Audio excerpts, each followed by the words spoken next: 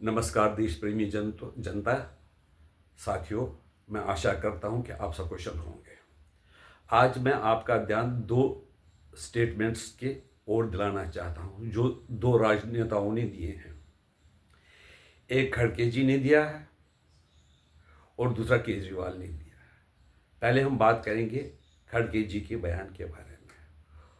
उन्होंने कहीं एक भाषण दिया था जिसमें उन्होंने कहा कि कुंभ मेले से कुछ नहीं होता। क्या उससे गरीबी दूर होगी? क्या लोगों के पास पैसा आएगा?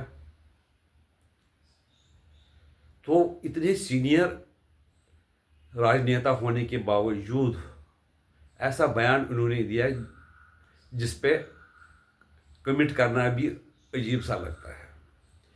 4 लाख करोड़ का कारोबार होने की उम्मीद है।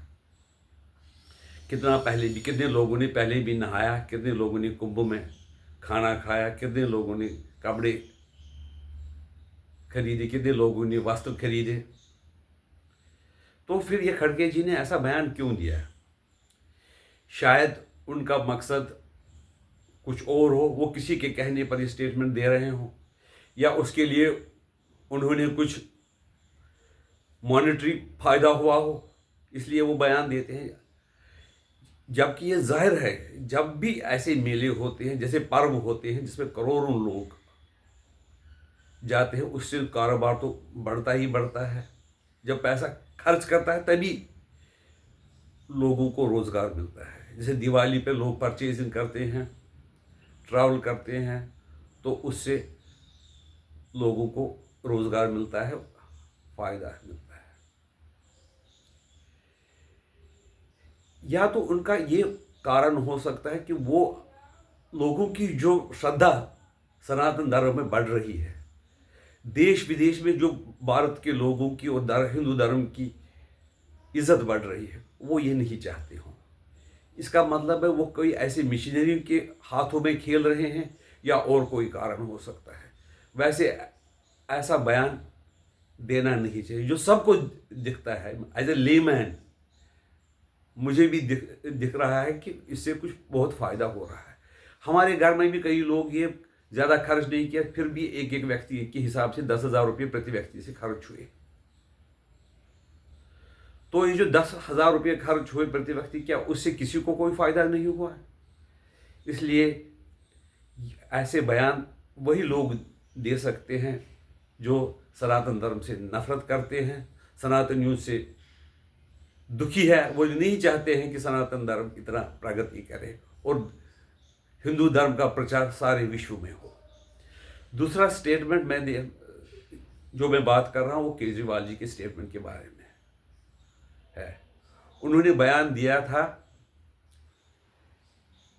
कि हरियाणा की सरकार दिल्ली के लोगों को मारना चाहती है, वो यमुना में जहर डाल रही है, जो पानी है वो दूषित करती है, जिससे कि दिल्ली के लोगों को नुकसान पहुंचे।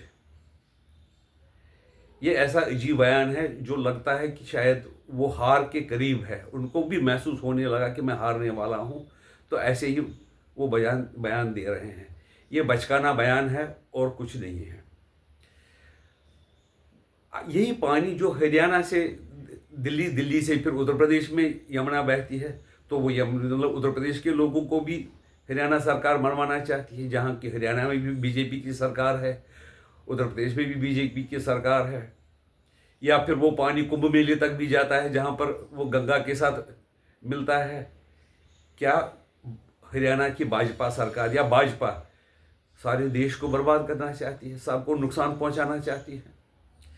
ऐसा बयान या तो एक मूर्ख दे सकता है, या तो कोई जिसकी कोई मतलब हताश हो, जो बिल्कुल डिप्रेशन में आ गया हो। दूसरी बात यह है कि ये अगर पानी दूषित हुआ है, उसको आपने रोका, तो कैसे रोका? छलनी से रोका क्या आपने? या आपने कोई बांध बनाया, कोई दीवार बना दी जिससे पानी रुक गया? या तो भगवान शंकर की तरह से वो सारा पानी जो गंदा पानी है, विष भरा हुआ जहर भरा पानी, वो खुद भगवान शंकर की तरह आपने पी लिया? क्या आप ये कहना चाहते हो कि मैं शिव जी हो, शिव जी का अवतार हो, इस मैंने जो दिल्ली के लोगों को बचाया जैसे उन्होंने पहले सृष्टि को बचाया था।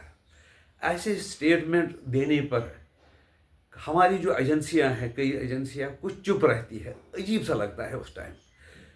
सुप्रीम कोर्ट कई केसों में खुद ही संज्ञान लेता है और कहता है कि हमें ये मामले बड़े इंपॉर्टेंट है, इसमें हम खुद ही इंटरफियर करेंगे। इलेक्शन कमीशन ने भी अभी तक कोई खास कदम नहीं उठाया है। दिल्ली पुलिस ने भी कोई एफआईआर अभी तक लग रहा है कि लॉन्च नहीं किया है। तो ऐसे स्टेटमेंट देकर और ऐसी बातें करके आप समाज में क्या संदेश देना चाहते हैं? ऐसे समाज में आप अपने प्रति ज़्यादा ही नफरत पैदा करते हो। आपकी राय इसके बारे में क्या है? नमस्कार।